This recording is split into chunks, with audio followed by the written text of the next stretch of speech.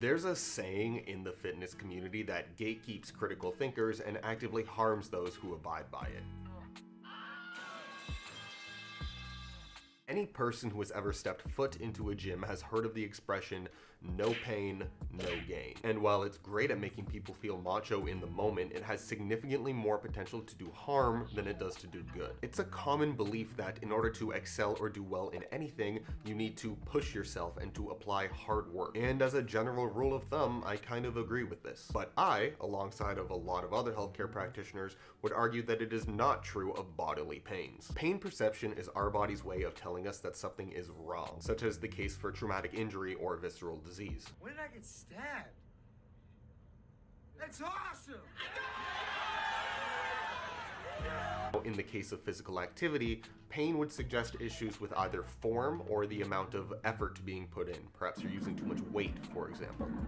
Pain would suggest that you are straining structures in ways that they are not prepared to be strained, therefore risking injury. A quick thing to note is that I am not referring to DOMS, or delayed onset muscle soreness. DOMS are the thing that makes standing up after leg day difficult because your quads are sore. Note that there's a difference between dull soreness and sharp stabbing pain. A sharp stabbing pain may be present in some people in the hip joint when they're doing squats, for example. The dull soreness is expected and normal. The sharp stabbing pain is not expected and not normal. DOMS occur as a result of micro tearing and inflammation within our muscles following a workout. This is especially true of eccentric styled exercises. As your body adapts to the exercises that you are doing, you will experience less and less DOMS going forward. A sharp stabbing pain in the hip, though, probably won't get better on its own. For a personal example, as a teenager, I was a competitive swimmer for both freestyle and butterfly. Now, if you have any knowledge of swimming at all, you'll know that both of these stroke types put a tremendous amount of strain on the shoulders. Also, this is completely besides the point, but back then I had really long hair, and in order to help fit it in a swim cap,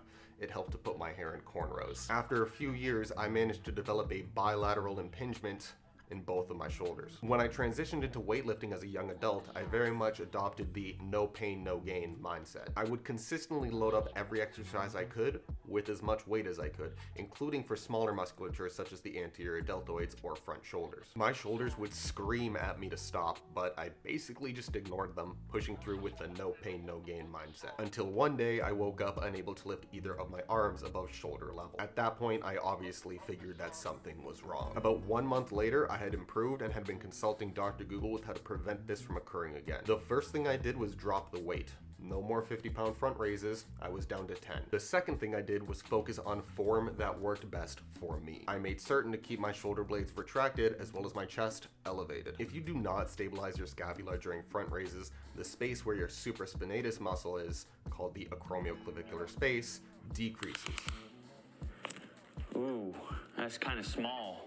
And while that may be perfectly fine for some people, it definitely was not perfectly fine for me. Too much decrease can result in impingement, which is what I had. Keeping my shoulder blades retracted during my front raises prevented this decrease from occurring. I couldn't lift my arms as high, but I wasn't having pain anymore. I was still able to complete a modified version of the exercise that was best for me and still let me get what I think are at least decent results. In closing, if you're pushing yourself through painful workouts, first off, credits to you for having an iron-like mindset, but do your body the favor of figuring out what it is that's wrong. The integrity of our joints and tendons far surpasses the benefit of an extra half inch on your biceps or off of your waistline. If you're struggling through pain with your activities, please consult with a healthcare advisor. We can find modified methods of achieving the same result while preserving your health. Thank you so much for watching, guys. I really do appreciate it. Please subscribe down below. Click here for the most recent upload and click here for the previous one. Have yourself a good day.